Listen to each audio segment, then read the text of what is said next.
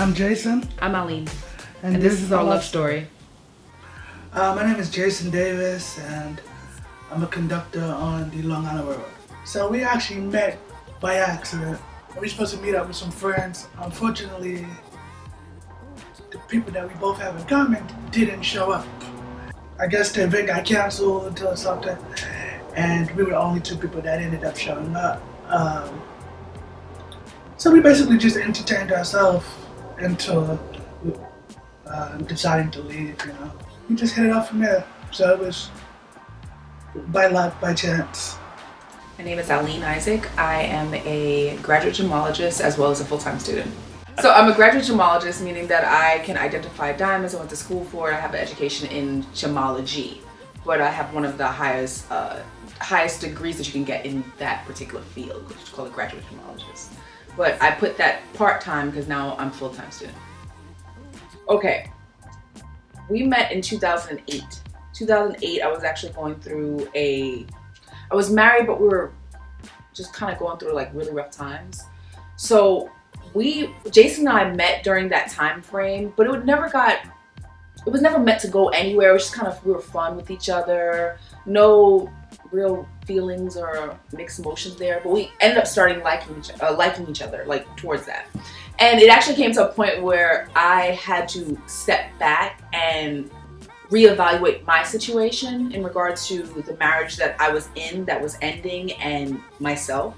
So we kind of, I kind of put it on hold. We got in contact, just text, Facebook or whatever. And I was like, hey, let's go out to eat. It wasn't like an official, like, let's go on a date type thing. But hey, let's go out, let's hang out. I like to eat, you like to eat, I like to drink, you like to drink, why not? I flew to Miami to meet up with Jason because I haven't seen him in a long time and just to see how he was doing and everything. We got down there and we went to this bar called Norman's off of South Beach, and we got so messed up. But it was fun.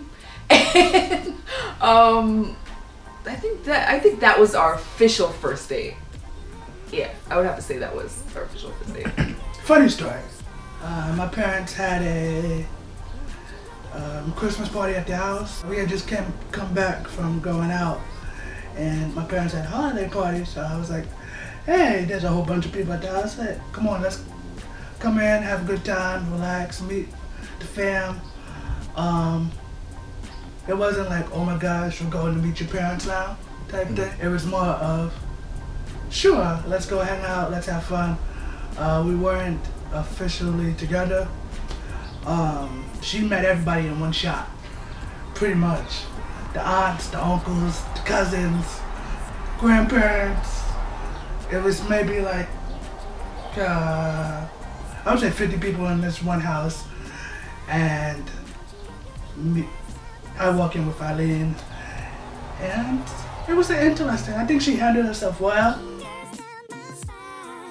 We both like music, and we both connected over music. Like I said, the first time that we met, we would just listen to music and hanging out, and oh, I know this song, you remember this song, type thing. So we go to, Sunday nights, we go to Village Underground and the city, and they have a live open mic night, and there people who are trying to become singers or who are background singers for famous artists, like Chris Brown's background singer sings there, Jill Scott's background singer sings there. So it's like a live show on Sunday nights in the Village that we go to. We hang out, we have a good time. She actually claims that as her spot because I can't bring none of my friends there because this is mine and her spot. This is our, like, no, you will not bring none of your friends here unless I'm there with you, because she has claimed that as our Sunday night. We're very, very similar between the love for music, the smart comments, to the ability to observe our surroundings and kind of make comments to ourselves, even though we could look at each other and say, oh my gosh, like, were you thinking blah, blah, blah? And he'll say, yeah, like, this is so stupid. Or we'll crack up laughing at the same time because of what's going on around us. I think when you relate to someone in a positive way, those commonalities are very, very necessary. Like, if you don't have things in common, you don't understand each other. Like, you could go into, you couldn't feel comfortable talking with someone that couldn't relate to your situation, if that makes sense. Like, I know that if I have a dilemma going on with me, I could go to Jason and say, hey Jay, like, this is what's going on, what do you think? And he doesn't just sympathize with it, he empathizes with it as well, because he gets it. And that is such a pillar of our relationship. So it's a need to have commonalities with your spouse, significant other. Couples have to have separateness. Like, there's no relationships that I've seen happen or even been in where you can lose yourself into someone and not be able to express yourself because you're afraid of what the other person's gonna think or how they're gonna feel, and kind of withdraw yourself into the relationship. You lose friends, you lose who you are, that sense of self. You lose so much if you don't have your own individual life. Like, I find it to be a priority, and Jay and I was talking about that not too long ago, about how it's important to do separate things. Like, don't get me wrong, I love hanging out with him, you know, he's my best friend, but there's times when I need girl talk, or there's times when I need to go see my homie down the way because we have to do whatever, or there's times where, you know, we need space. Like, you can't be under someone 24/7 and not feel that kind of stepping on the throat thing. Like, you can feel pressure. Like, our place is only but so big. Like, we can't run away too much. But having our own individual lives and having something to talk about when you come home, like, that's a great feeling. Like, how could you talk to someone if you're with them 24/7 about things that happen on around? They were there. They saw it. There's nothing to discuss. So it's important. We actually had this conversation maybe, I would say 2 months ago. Because we're living together now, you know, we have a small 2-bedroom apartment. I mean, we're in the same bedroom, my daughter has a room. So we're under each other a lot. And to the point where we was like, all right, you need to have time for yourself, I need to have time for myself. And we made a conscious effort of, you know what, yes, we're living together, yes, we want to be together, but we still need our separate time. Whether it's me going out with some frat brothers, her going out with some sorors, or me linking up with friends from college, or people at work and stuff like that. We definitely want to make time to have our life together, but also our separate lives. And basically with the distance, that was a big thing for us because we had our separate lives.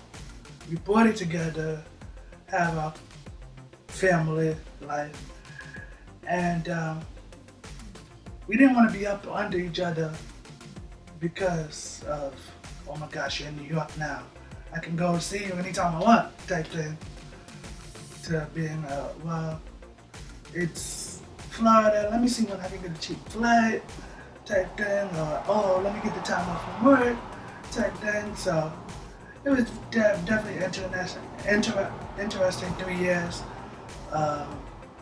I can remember a time where, I want to say for 6 months, once a month, we were either flying to New York or she was flying to Florida. So I would say yes, the separate life is very important because you're an individual first, you know, you're your own person. I'm Jason before I met you, and if this doesn't work out, I'm still gonna be Jason after I met you. Like, I know a lot of people cut off their friends and, oh, you're in a relationship, I can't hang out with this person, can't hang out with that person. I think we're the complete opposite. Like, my friend is gonna be my friend from day one, and if they're not my friend after I'm with you, then they weren't my friend at all, type thing. And who's to say, yes, we want this to work out, we want this relationship to go on for years and years. But if it doesn't, I don't want to lose you and my friend because I had to cut my friend off because, you know what, Allean's here now, so I don't want her to talk to this person. So I would say that was a big thing for us. My friends were here before you, and if this doesn't work out, I still want my friends here after. Honestly, it's probably like the smallest stuff that we argue about because we don't really get into arguments too much, but it's more of, I hate the way you do this, or I hate the fact that you do that, or why do you keep doing that thing? Like little stuff like this house, for example, like, why do you do that? Like, different things, like, we live two different lives, so when we came together, it was like the littlest stuff was the biggest deal for us. Like, I think we get through the arguments by either allowing the other person to win. So it's normally like, I'll cave for you this time, but next time, you know, like, this one's mine. Yeah, you totally either let you win or you totally let me win. Cause sometimes it's just not even worth it. It's not worth having an argument about. Like, how do I explain it? Like, we don't really have big issues, but I didn't one time. That one time. But we don't really have big issues, so that's like, alright, I messed up, or she'll be like, alright, I could have done that better. So it's just like I said before, the communication. That's how we get over it. We talk about it. She says her piece, I say my piece, and we might be like, oh no, you're wrong, you're wrong. We might argue about it, but then at the end of the day, it's like, alright, you good now? You said what you had to say. I said what I had to say. So it's over. Like, we don't let it prolong. I say that. I think we accept each other, like, we accept our fault in the argument. So if I felt like I did something wrong, or even if I didn't, I'll still apologize for what either irritated him or what could have been a catalyst for the argument in the first place. And I think it works the same way. We don't let it linger on. Like, we're not arguing for 2 weeks or a week at a time. It's like, that day, if something happened, let's talk about it and let's get over it so that we can move on. Yeah, we won't let them learn. Whereas some people, oh, I'm not talking to him because 3 days ago he did this, or a week ago he did that. Like, nah. Like, when we first started talking, we was like, yo, if something happens, tell me when it happened so I know. Because 3 weeks from now, I'll be like, I don't even remember what the hell you're talking about. So it's like, tell me what happens when it happens so that we in the moment and we can fix it right then and there. My stepmom told me to listen to him and care for him, and he'll treat you the way you expect to be treated. And I would say that's the best piece of advice that I got from her, outside of making sure God's first in our relationship. The best relationship advice, I would say, would be, I would say it was from my dad. Basically, I've seen how they grow up. I've seen their relationship. And the one thing that he said to me was, just like you would never disappoint your mother, you never want to disappoint your woman. Like, I'm never going to do anything to intentionally hurt my mother, so I should do the same thing towards the person I'm with. First piece, put God first. Second, treat your significant other the way that you regard yourself, but also treat yourself to that standard as well. So don't go to bed mad. like don't, yeah, thanks. Don't go to bed mad, and handle it in the moment. If you guys are upset with each other, make it happen at that moment. Don't let it linger, because it just builds a sourness in you until that problem is resolved. My most memorable experience was the day he told me he loved me. It was raining in Miami, like really badly. Oh no. The night. It was at night. We were driving up to a stop sign and I told him that I loved him. And I told him I loved him before he told me. We drove up to a stop sign and like he's like very selfish with his love. Like extremely selfish. I don't know. And I'm like, I love you. And then he's like driving, he's like, I love you too. And I got quiet. I was like, because I didn't want to like ruin the moment and get overexcited. I was just like, and then like 2 seconds later I was like, what'd you say? And he was like, I love you too. I was like, all right. I was trying not to be cheesy about it, but that, I swear to you, that sticks in my head more so than anything else in our relationship, that moment. Coming from a single parent household, specifically with my dad raising me, it molded me into being more of an independent person. So whereas Jason would like to do certain things for me, I'm like, I can do it myself. And it's not, you know, any kind of diss to him. It was just kind of, you know, this is what I know, this is what I know to do, and this is what I do. However, for instance, I don't necessarily come from a family that was big on hugs and like, you know, really emotional things, and to come into his family where love is the epicenter of it, you know, it was kind of overwhelming. Appreciated, but overwhelming. And it was something that I wanted. And I would have to say that his parents have been married for 30 plus years. And it's like, to see that lifestyle, I realized that I think this is what I want. This makes me happy. And to be able to adapt to that lifestyle is something that I can definitely say that my single child, single parent lifestyle has given me the ability to be able to adapt to that, because it's kind of like I didn't really have a substance per se, and this is what a family should look like. Oh, okay, I like this, I want this, this is good. I would say that was one of my hesitations with her, because I know what the family life that I had was like. But I would say that was the biggest hesitation, was the family life, because I was looking long term. I was like, well, if I'm having a kid, I want them to know your side of the family and my side of the family, because I mean, I think that's like, I guess it's the movie life or the big happy family type thing. Yeah, it is the American dream. What do I love most about Allean? One, I would say, is she's not a jealous person. You know, with being distant, with being so separated from each other, you know, trust and communication is most important, because we can't see each other.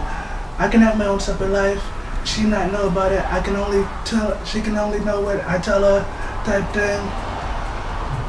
Where it was total opposite, you know, we were honest with each other. It was like, oh my gosh, you're going out to hang out with who? I don't know this person from nowhere, type thing. So I would say her open and honest and trust is the thing that I like about her most. He has this ability to feel my feelings. Like, he can, I don't know how to explain him. Like, he can know that I'm having a hard time and just have this way of kind of jolting me out of it. For instance, Valentine's Day. I know this is weird. I know he's gonna be at work, there wasn't anything going on. It was just such a stressful day for me at work. And I left work, got into my car, and there were roses. Like, he had 3 dozen roses on my driver's seat. And it scared me at first. It was like somebody broke into my car, because it was like a coat over top of it. But when I saw it, it was just kind of like, I was like, thank God I have him. Like, he knows how to make things right. And he does it with such a full heart. And it's never malice behind things that he says and things that he does. He just kind of always walks the earth with his heart in his hand, like, here, can I help? Here, can I help? Here, is this something I can do? Like, once you're in his circle, you're in for life. And he has like this great sense of loyalty. Like, it's amazing. Like, I feel there's nothing that he can do that I don't think that I think that he did to hurt me. Is that fair to say? Like, even if it's a lie, let's say, he did it because he knew that if I did know the truth, it would devastate me, or it would crush my world almost. And I appreciate him for that so much. Like it's just, he's awesome. Like, he really is an awesome person, and I enjoy having him as a friend and not just as a spouse. It's just kind of like it double doses that way, and that's what I love most about him, his big heart. It's amazing. I leave in the background, you're like this. I was like, he better say something now. Just knew something was coming. When he stepped back, he was like, I got this. And then nothing came out.